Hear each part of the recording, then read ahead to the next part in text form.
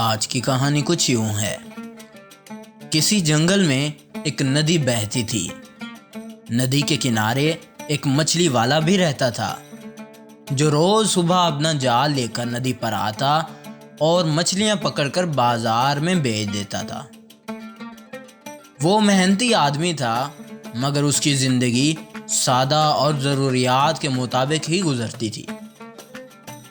وہ بڑا خوش تھا لیکن دل میں ہمیشہ یہ خواہش تھی کہ اگر اسے کبھی کوئی بڑا موقع ملے تو وہ اپنی زندگی کو بہتر بنا سکے۔ ایک دن جب سورج کی پہلی کرنوں نے ندی کے پانی کو سنہری رنگ دیا، مچھلی والا اپنی معمول کی طرح ندی پر پہنچا۔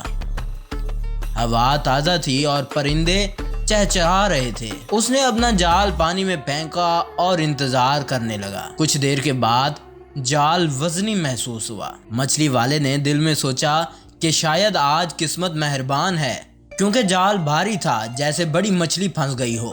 جب اس نے جال باہر کھینچا تو حیرت کے مارے اس کی آنکھیں کھلی کی کھلی رہ گئیں۔ جال میں کوئی مچھلی نہیں تھی بلکہ ایک عجیب سی چمکتی ہوئی چیز تھی۔ وہ ایک سنہری ڈبہ جیسی چیز تھی جس پر باریک اور خوبصورت نقوش بنے ہوئے تھے۔ مچھلی والے نے وہ ڈبہ اٹھایا اور غور سے دیکھنے لگا۔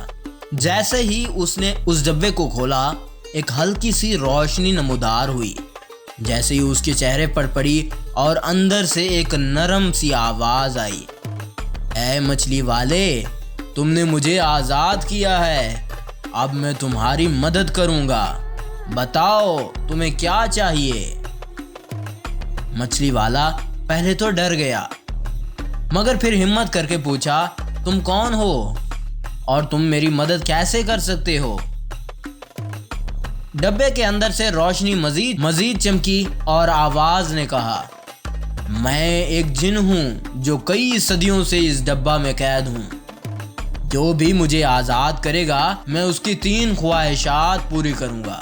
مچھلی والے نے یہ سن کر خوشی سے جھومتے ہوئے کہا، تو میری پہلی خواہش یہ ہے کہ میں اتنا مالدار ہو جاؤں کہ مجھے کبھی مچھلیاں پکڑنے کی کوئی ضرورت نہ پڑے۔ روشنی جھماکے سے بند ہو گئی اور مچھلی والا اپنے آپ کو ایک شاندار گھر میں پایا جہاں سونے چاندی کے ڈھیر لگے ہوئے تھے۔ وہ حیران رہ گیا مگر ساتھ ہی خوش بھی ہوا۔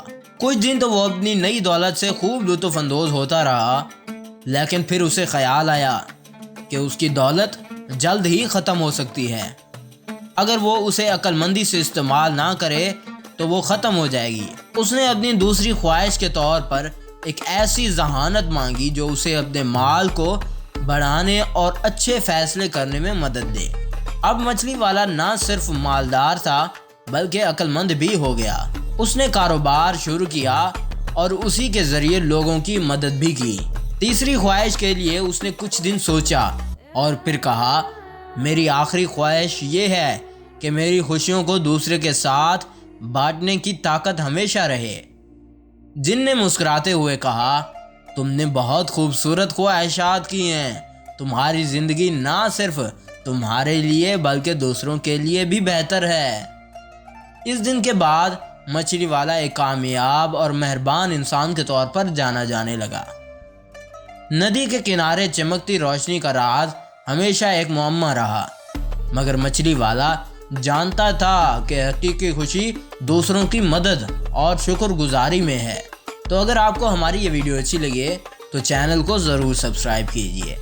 اگلی ویڈیو تک انتظار کیجیے۔ شکریہ۔